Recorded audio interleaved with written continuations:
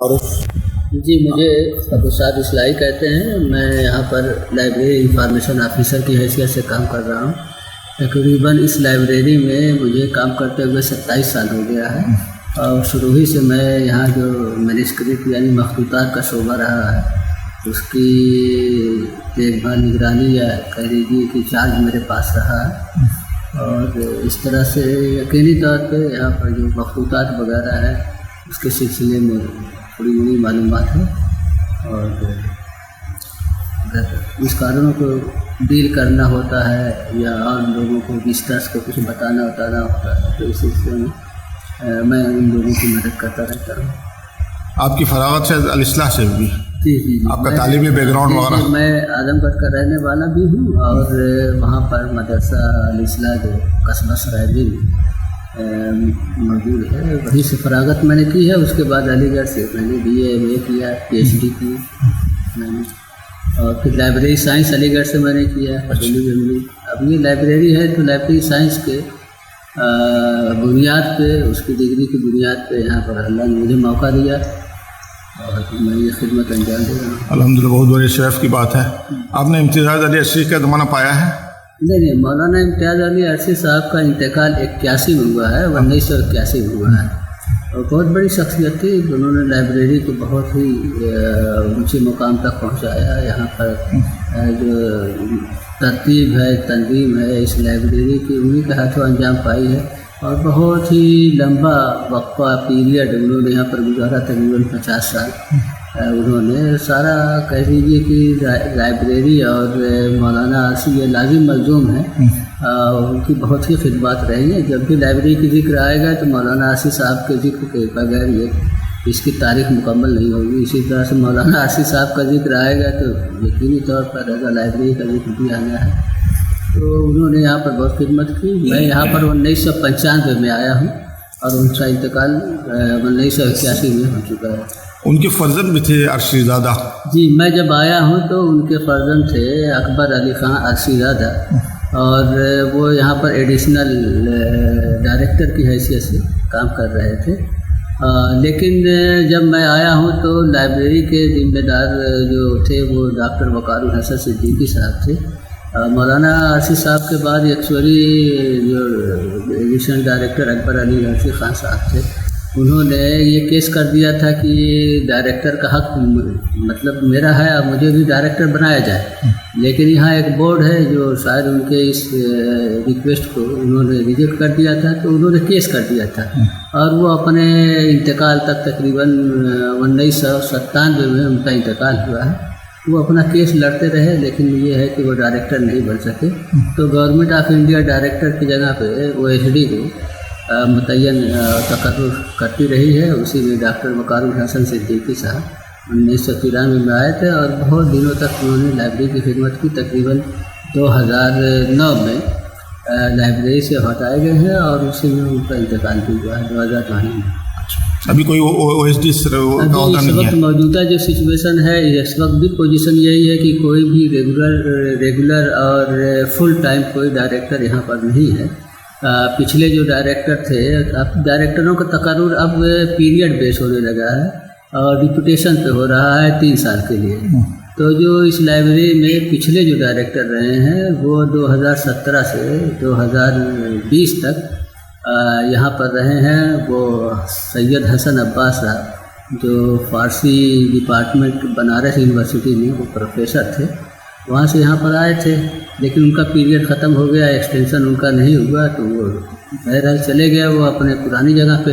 اور اس کے بعد سے تقریباً 20 فروری 2020 سے رضا لائبریری میں کوئی ڈائریکٹر نہیں ہے. اس کا ایڈیشنل چارج جو دیا گیا ہے وہ یہاں DM جو ڈسٹرکٹ مجسٹریٹ ہیں ان کے اس میں چارج میں ہے یہ لائبریری اور فائنینشیل سارا پاور انہیں کو ہے. لیکن پھر بھی رضا لائبریری دیکھنے کے لیے تو DM صاحب یہاں بیٹھے نہیں ہیں, ہم ہی سب لوگ مل کے اس لائبریری کو دیکھ رہے ہیں, اس کو چلا رہے ہیں. الحمد بڑی امانت ہے آپ کے سروں. یقینی طور پہ رامپور رضا لائبریری میں جو کلیکشن ہے بہت ہی قیمتی ہے, اس کی کوئی قیمت متعین نہیں کی جا سکتی ہے. پرائزلیس جس کو ہم کہتے ہیں. اب یہی ہے جیسے ہمارے یہاں قرآن مجید حضرت علی سے منسوب ہے, وہ اس کی کیا قیمت آپ لگا سکتے ہیں.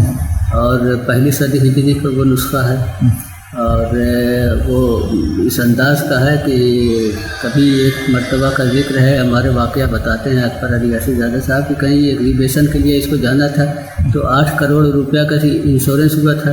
خود جب سے میں نے چارج لیا ہے، کچھ کتابیں یا کچھ یہاں سے پینٹنگ وغیرہ باہر ایگزیبیشن کے لیے گئی ہیں تو مجھے اندازہ ہوا کہ انشورنس، حالانکہ وہ اس کی کوئی بدل نہیں ہے، لیکن اس سے کتابوں کی ویلیو کا اندازہ ہو جاتا ہے۔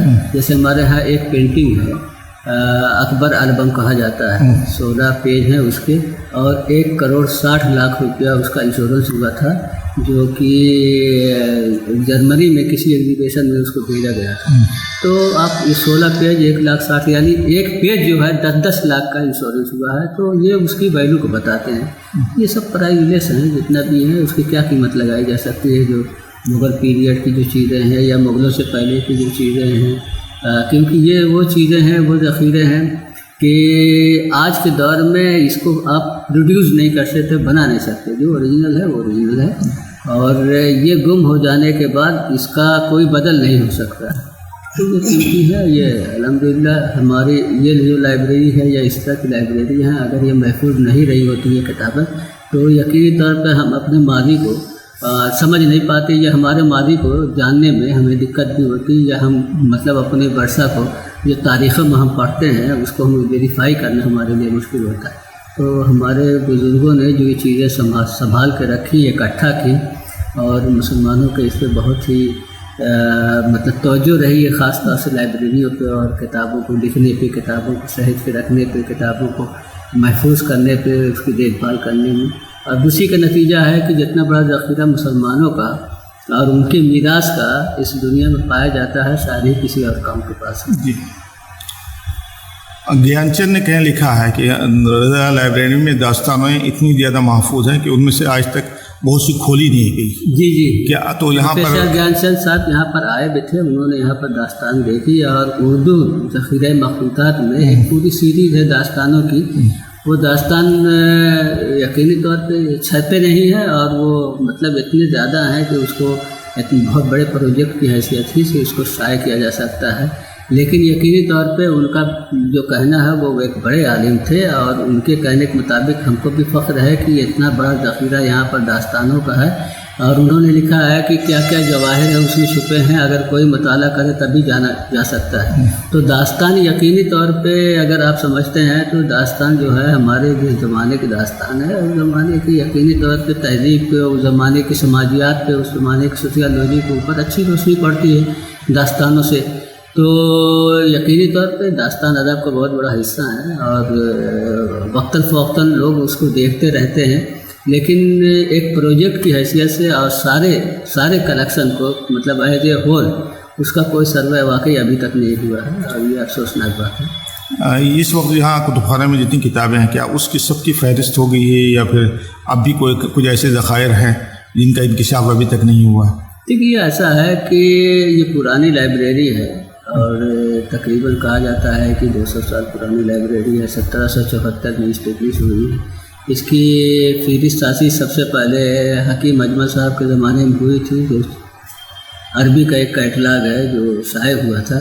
اس کے علاوہ بھی دوسرے جو ذخائر ہیں ان کے بھی فہرست تھی۔ کوئی 5 جلدوں میں چھپی ہے؟ جی، مولانا عرشی صاحب نے عربی کا کیٹلاگ انہوں نے 6 جلدوں میں شائع کیا ہے، لیکن وہ 6 جلدوں کے بعد بھی تقریباً 1000 سے زیادہ مخطوطات جو ہیں وہ ان کے زمانے میں نہیں شائع ہوا۔ بعد کے یہاں ڈائریکٹر جو آئے انہوں نے کوشش کی شائع کرنے کی کچھ چیزیں، اس میں سے بھی جو 1000 عربی کے ابھی مخطوطات ہیں اس میں بھی تقریباً 50% سے زیادہ ابھی تک وہ پبلش نہیں ہو سکے ہیں۔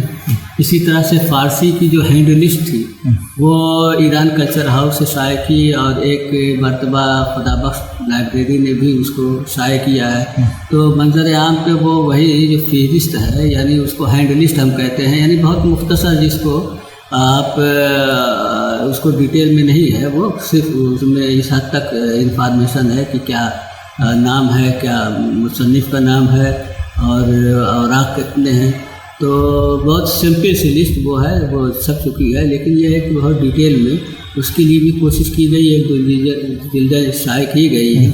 لیکن سچی بات یہ ہے کہ میں اس بات کہنے میں مجھے کوئی تذبذب کا میں شکار نہیں ہوں گا کہ آج کے زمانے میں مولانا عارسی صاحب جیسا مطالعہ کرنے والے یا جو پہلے کے کیٹلاگر لوگ تھے، آج کے زمانے میں یہ سب ساری چیزیں ناپائید ہیں.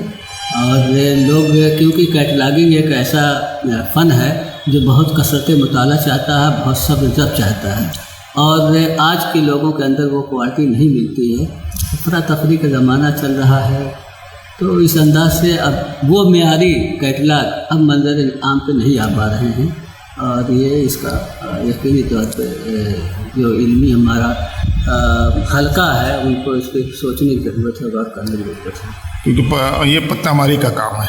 ہم نے دیکھ فہرست سازی جو ہے نا، اس طرح سے نام لکھنا نہیں ہے. ہم نے دیکھی آپ کی فہرستیں دیکھی ہیں، اور مستشرقین کی جو فہرست ہے جرمنی وغیرہ کی، جن لوگوں نے ٹرائی بھی کیا ہے وہ مولانا عارسی صاحب کی ہینڈ لسٹ سے بہت زیادہ کچھ آگے نہیں بڑھ سکے ہیں.